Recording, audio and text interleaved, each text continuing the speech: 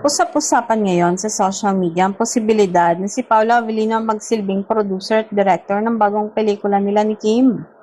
Maraming tagahanga ang nasabik sa naturang usapin dahil sa itong malaking hakbang kung sakaling maging totoo.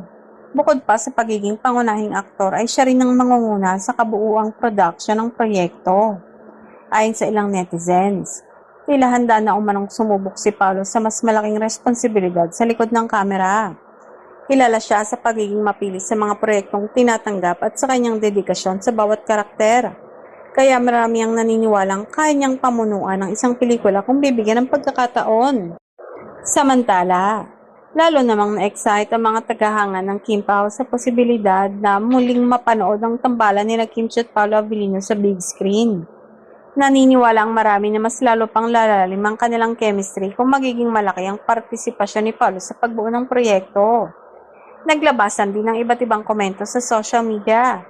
May mga nagsabing magandang pagkakataon ito upang maipakita ni Paolo ang kanyang husay, hindi lamang bilang aktor kundi bilang isang filmmaker.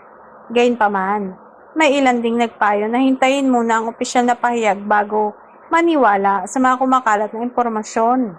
Sa kabila ng mga usap-usapan, wala pang opisyal na anunsyo mula kina Kim Chiat Paolo Avellino o sa kanilang production outfit na nagpapatunay na si Paolo ang producer at director ng naturang pelikula. Dahil dito, mananatiling haka-haka lamang ang naturang balita sa ngayon. Habang inihintay ang opisyal na kumpirmasyon, patuloy namang umaasa ang mga tagahanga na matutuloy ang panibagong proyekto ng Kim Pao.